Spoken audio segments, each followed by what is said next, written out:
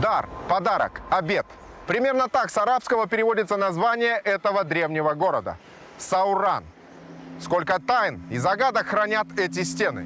Меня зовут Андрей Сложин, вы смотрите программу «Тайм Пазл».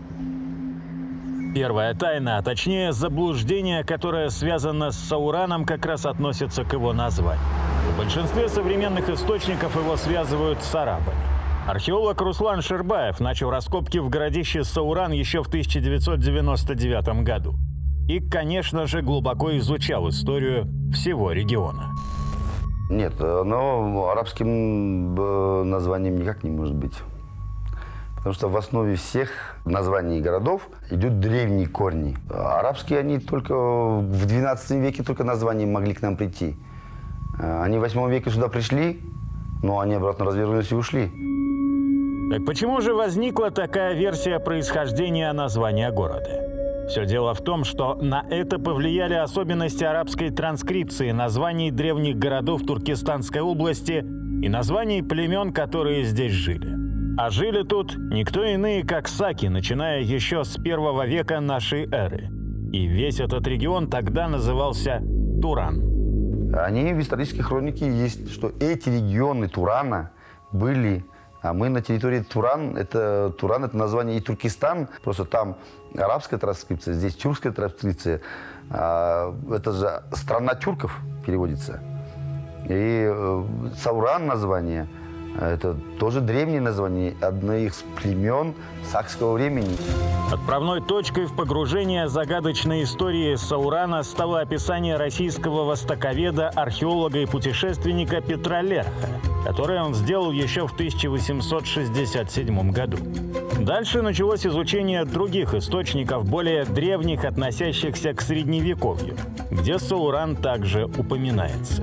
Исследователи нашли множество интересных фактов и пришли к выводу, что Сауран даже одно время составлял серьезную конкуренцию другому развитому городу, расположенному всего в 40 километрах отсюда – Туркестану. Сауран начал процветать, и торговля там очень хорошо шла, потому что караванные пути оттуда с Бетпакдалы ближе к ним на Сауран идти, чем до Туркестана, опять же. Вот. Ну и Туркестан не всегда был таким центром. Сауран был при Джанибеке, сын старший его, при Аккорде, это было столичных городов, например. Меняли статусы у города в зависимости от того, к какому государству эта территория относилась. Трижды войска Тимура и Токтамыша хотели взять Сауран штурмом, но каждый раз терпели неудачу. Историк и археолог Марат Туикбай посвятил много времени изучению строения города и его защитной стены. Город окружен высокой стеной. Общая длина стены 4,5 километра.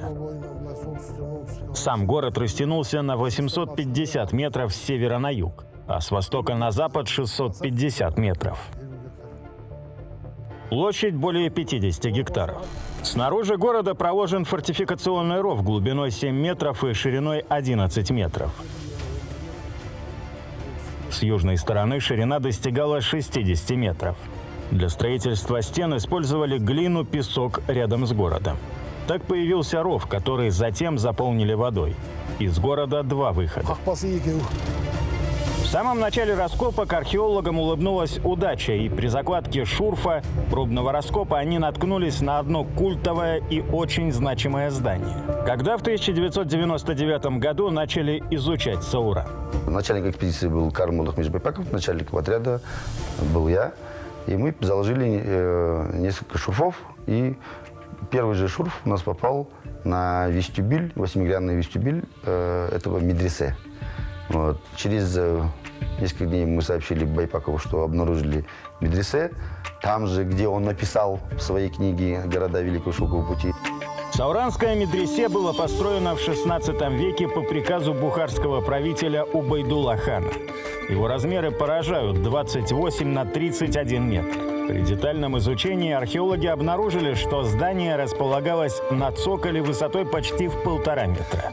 Внутренний двор медресе тоже был внушительных размеров – 12 на 8,5 метров. В Вот что рассказывает об этом заведующий отделом охраны исторических памятников при заповеднике музея Азрет-Султан Карим Асаухан. жалпы салған медресесі 16-17 Медресе Саурана датируется 16-17 веками. Внутри него имеются 16 худжар и 3 учебных кабинета. салған медресесінде атақты сол кездегі Известные ученые средних веков преподавали в медресе Саурана. салаларындағы негізгі Преподавали богословие, астрономию, медицину. басқаруымен шәкірттер тәрбиеленіп Медресе являлось учреждением просветительского направления. осы бағытта білім берілген болатын. Согласно заверению многих исследователей и историков, например, российского культуролога-востоковеда и исламоведа Василия Бартольда, такие учебные заведения впервые появились именно в Средней Азии. Медресе в Сауране было одним из самых крупных на территории древнего Казахстана и даже соперничало по своим размерам и уровню обучения с медресе в Самарканде, Хиве и Ташкенте. салған медресесінде осы жерде айтып өткенімде жаңағы худжра бөлмелерінде Занятия проводились в помещении под названием «Худжра». Программа обучения в медресе Саурана была полноценной и соответствовала требованиям того времени. мен толық дәріс өткізілген осы салған медресесінде. Медресе было построено при шейбанидах в 1533-1539 годах по приказу Убайдуллы хана, внука Шах-Будак султана. 33-1539 жылдары салған медресесі. Вход в медресе находился у 2 качающихся минаретов. мұнағаның орталық алаңында болған. Качающиеся минареты Саурана. Еще одна из тайн этого древнего города, которую уже, к сожалению, не смогут разгадать до конца, так как минареты были утрачены в XIX веке. Однако сохранились фотографии, а также описания древних путешественников и летописцев. Так, например, персидский историк Васифи писал о них в своих заметках следующее. На плечах его айвана поставлены 2 высоких минарета необычайной высоты и крайнего благородства. Под куполом каждого минарета пристроено бревно, так что кто-либо с силой приводит бревно в движение. Цепь колеблется, и тому, кто находится на противоположном минарете, кажется, что минарет рухнет. И это одно из чудес мира. Как они функционировали, мы точно вам не скажем. Вообще ходили легенды, что там внутри стоят золотые стержни. Из-за чего эта вибрация идет, когда один человек поднимается на один минарет, а другой на второй минарет, и начинает ударять по-другому, то там такая была вибрация, казалось, что минарет упадет. Многие ученые бились над разгадкой секрета этих минаретов. Почему они не разрушаются от вибрации? Выдвигали предположение о том, что минареты качаются благодаря необычному фундаменту. Якобы столбы стояли на жидкой глине, что позволяло им раскачиваться из стороны в сторону. Чтобы глина не высыхала, ее специально увлажняли ученики медресе. Но одной из самых необычных версий было предположение, что внутри сауранских минаретов были замурованы золотые стержни. Эта легенда, по мнению исследователей, и стала причиной того, что невероятные качающиеся минареты были разрушены. Так как этот город был разрушен, то есть уже там никто не жил, его потом... и легенда, что там золотой стержень. И казахи просто раскопали его, чтобы достать золотой стержень, которого в конце концов там не оказалось. Но Руслану Шербаеву, возможно, удалось приблизиться к разгадке уникального строения при исследовании оставшихся от минаретов руин. Вся загадка заключалась в том, что только снаружи он был облицован несколькими рядами жженого кирпича, а внутри стержень у него был сырцовый, из такого же кирпича, поэтому он был легкий. И вот благодаря этой вибрации, а вот чья идея была бить друг друга, это неизвестно. Напротив минаретов и медресе располагается еще одно культовое сооружение. Комплекс, который обнаружили археологи, являлся ничем иным, как ханакой. Мы стоим у ханаки. Ханака – это помещение, где жили и молились дервиши. Дервиши не вели оседлый образ жизни. Они прибывали в какой-нибудь город, брали уроки у местных ученых, а затем отправлялись дальше. Это большая ханака, здесь жили около 60 дервишей. У каждого был свой наставник – шейх. Самих дервишей называли муриды. Сотни лет назад по этой каменной дороге бегали дети, ходили горожане, ездили торговые повозки, шагали воины. Вокруг кипела жизнь. Сейчас вокруг городища Сауран раскинулась пустая степь. А в древности жизнь кипела по обе стороны городских стен. Все пространство вокруг города было усеяно так называемыми усадьбами. По такому принципу строилось большинство городов прошлого, в том числе и в Европе. Однако, если европейские крепости были местом жительства знати и правителей, а простой люд жил за стенами, в Сауране все было с точностью наоборот. Богатые люди к этому времени жили на усадьбах сауранских. Они какие огромные эти усадьбы, там 110 на 110. Он идет определенного стандарта. И знать жила в округе, а в городе жили бюджетники, так скажем, городские жители, которые только при опасности они заходили в город. А опасности жители города подвергались не раз. В разные годы Саураном хотели обладать многие правители и военачальники. Но крепкие стены города всегда выдерживали натиск неприятеля. Как считают исследователи, период монгольского нашествия для Саурана был самым мирным временем в истории. Чего нельзя сказать про годы, когда два крупных государства вели борьбу за власть в этом регионе. Речь идет о войне между Ак-Ордой и Золотой Ордой. Вот что рассказывает директор Государственного историко-культурного музея-заповедника Азвет-Султан Нурбулат Ахмеджанов.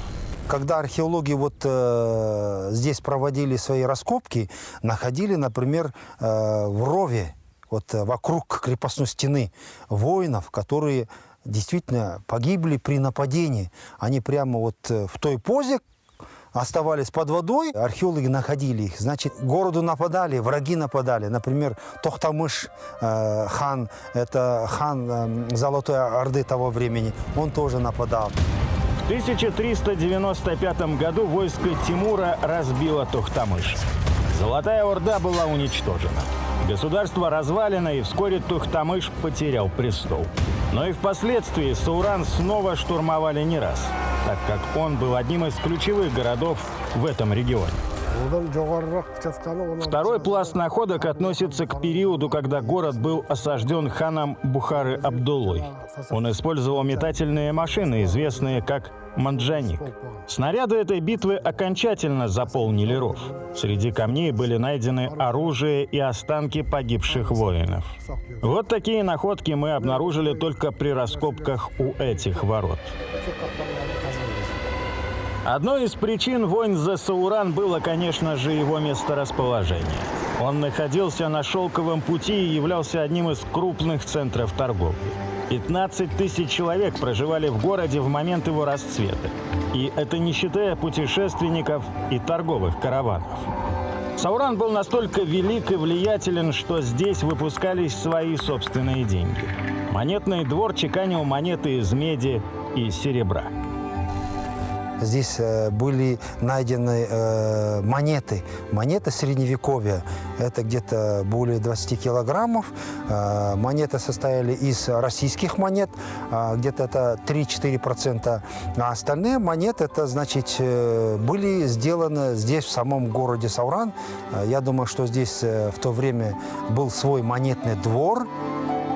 Великолепие города настолько поразило персидского путешественника и богослова Фазлаллаха ибн Рузбихана, который очутился проездом здесь в XVI веке, что он оставил такое описание мегаполиса. Это невероятно приятный город. Построен он в открытой ровной степи. Он чрезвычайно веселый, светлый, с мягким бодрящим воздухом, который придает радость и силу. По всей округе растут и виднеются разного рода красивые деревья. Жизнь любого города и поселения зависит от воды. В округе нет ни одного крупного источника.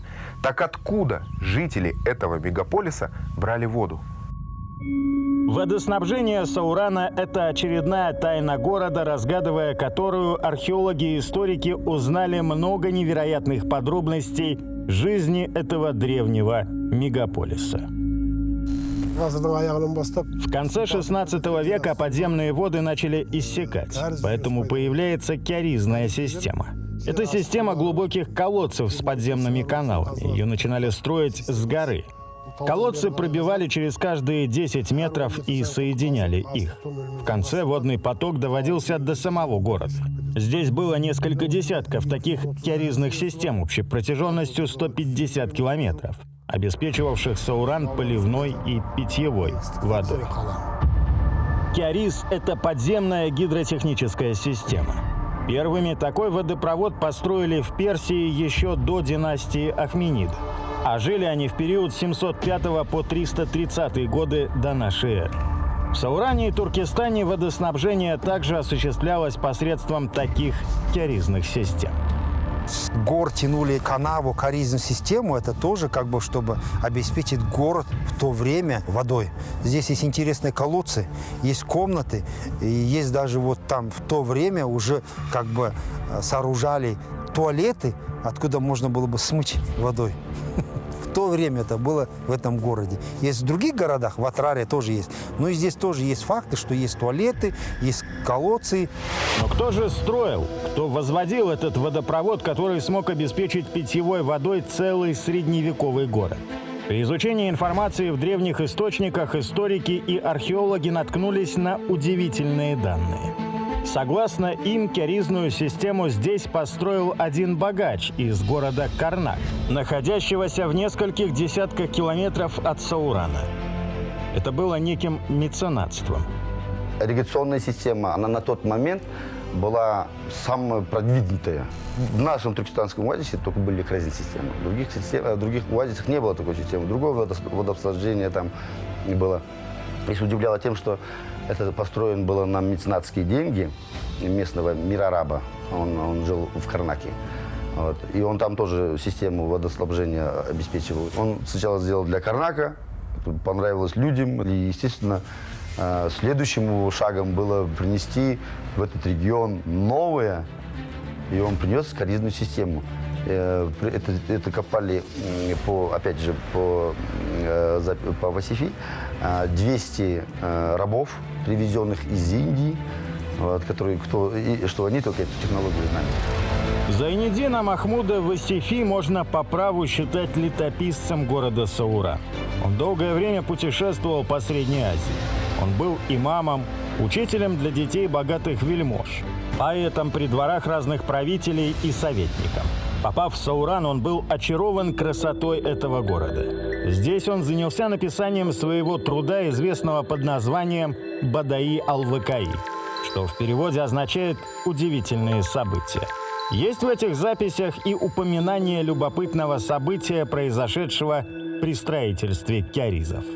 Он даже описал тот момент, когда произошла там казус такой при рытье между колодцами, где-то был обвал, и чтобы человека спасти, они кожаный мешок туда спустили, начали его туда воздухом накачивать.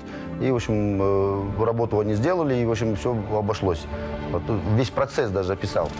И это еще одна тайна Саурана. Почему к рабам было такое отношение? Почему так переживали за жизнь невольника? Да и зачем везти 200 невольников из Индии в Сауран? Это ведь тысячи километров. Как предполагают многие исследователи, эти 200 человек не были рабами. Это были наемные работники, которые зарабатывали на жизнь тем, что ездили по засушливым регионам, проектировали подобные водопроводы и строили их, получая за это щедрую плату. Как же вышло так, что крупный мегаполис, утопающий в зелени, имеющий на тот момент инновационную систему водоснабжения, надежную защиту от нападений и развитую инфраструктуру, постепенно ушел в забвение? Существует множество предположений на этот счет. Это и нападение Джунгар, и междоусобные войны, и климатический аспект, и еще десятки версий, в том числе и просто фантастические. Как оказалось, все проще, чем могло бы казаться на первый взгляд. В соперничестве между Туркестаном и Саураном первый вышел победителем. Ведь именно благодаря славе туркестанского мавзолея Ходжа Ахмеда Иссауи было положено начало разрушения Саурана. Координатную систему также разрушил Абдуллахан. В 1598 году приходит, разрушает город Сауран. Первое, что он сделал, он эту координатную систему отпортил, чтобы водоснабжения не было. Вот. И потом город там стал уходить. А ему нужен был просто кирпич. Для чего? Кирпич ему нужен был для того, чтобы построить нишу портальной части мавзолея Ходжа Ахмеда Иссауи. Он себе хотел таким образом оставить свой след в истории.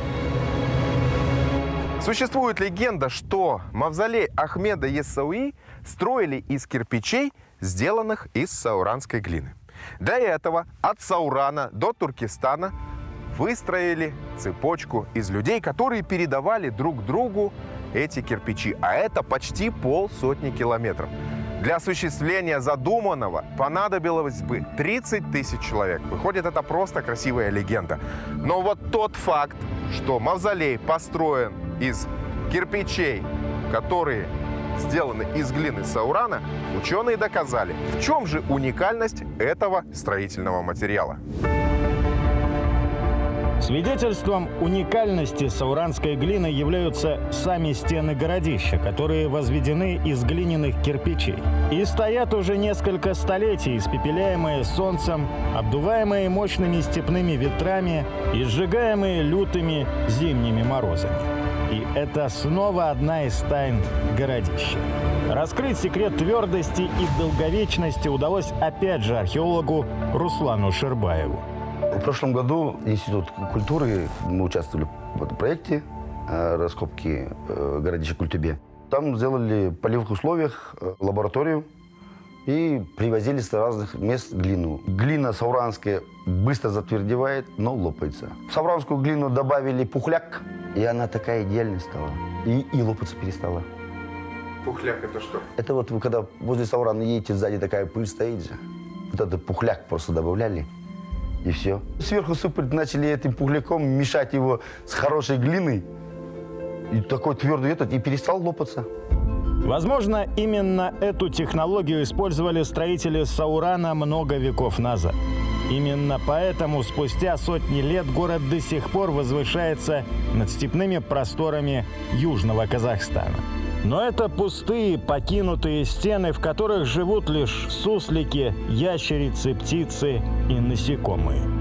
Почему же жизнь покинула Сауран?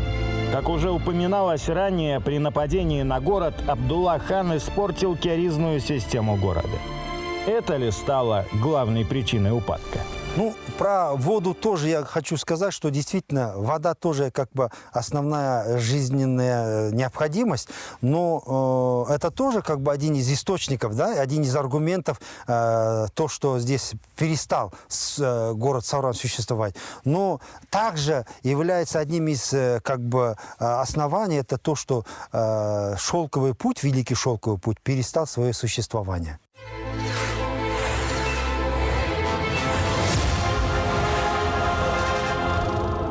В конце 15 века главный торговый путь, связывавший континенты на протяжении долгого времени, начал угасать.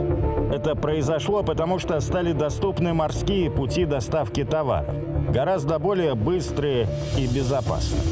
Число торговых караванов уменьшилось в разы. Города, когда-то процветавшие за счет шелкового пути, начали беднеть. Эта же участь не миновала и Сауран. Горожане постепенно стали покидать свои дома и переселяться в близлежащие города. И что самое интересное, такое переселение сауранцев происходило отнюдь не впервые за всю историю существования города. Еще одна тайна, связанная с городищем Сауран, это место его рождения. Изначально он располагался в 3 километрах от этого места, а потом целый город взял и переехал. Мы находимся в Сауране средневекового периода. Первый Сауран находился в 3 километрах отсюда, городище Каратобе. Он существовал в период от 2 века до нашей эры до 13 века нашей эры. Затем, когда подземные источники воды иссякли, жители переселились на это место и построили в 13-14 веках новый город. Площадь Каратобе-Саурана превышает 40 гектаров. Несмотря на такие скромные размеры, по сравнению с Саураном, Каратобе тоже являлся важным торговым центром в период своего существования. Первое письменное упоминание о более древнем Сауране оставил арабский географ Макдиси в X веке. Называли его Сауран, ранний Сауран, Сабран. Он описывает несколько городов. Исследования городища, которые начались в 99 году, в центральной части шурфы были заложены. Раньше 13 века материала не было. И по письменным источникам в X веке описывает, что у Саурана было 7 стен. Исследовали все вокруг памятники и к этому времени сделали аэрофотосъемки. И вокруг городища этого Каратобе несколько рядов длинных стен. Стены на расстоянии от центра городища на радиус километр 200, километр 500 где-то вот так уходит. И не все стены обнаружили, не все 7 стен, а 2 плотных кольца было там точно. Так почему первый Сауран опустел? Пока ученые не могут дать исчерпывающий ответ на этот вопрос. Выдвигаются лишь версии. Одни историки считают, что город умер после монгольского нашествия. Другие – из-за смены направления караванных путей. Они шли дальше, и его семье гарантировалась земля, и опять начинает все расти, и уже в новом месте. Такая практика появления новых городов из-за массового переезда жителей в то время была обыденным делом. Люди искали наиболее благоприятное место для жизни, подстраиваясь под множество факторов. По заверению историков, в Туркестанской области есть как минимум 52 древних города, которые входили в так называемый Туркестанский оазис. Ученые между собой шутят, что караваны здесь могли идти по крышам домов. Такая была плотная агломерация. Но история распорядилась с этими городами по-своему. Какие-то ушли в забвение довольно быстро.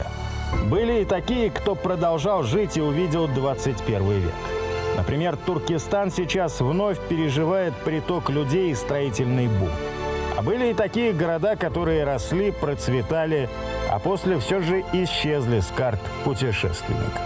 И среди них Сауран, возвышающийся над степью в своем одиноком и забытом величии. Сейчас городище изучено примерно на 10%. Работы историкам и археологам на годы вперед. Сауран наверняка хранит еще множество загадок. Меня зовут Андрей Сложин. Вы смотрели программу «Time Puzzle». До встречи.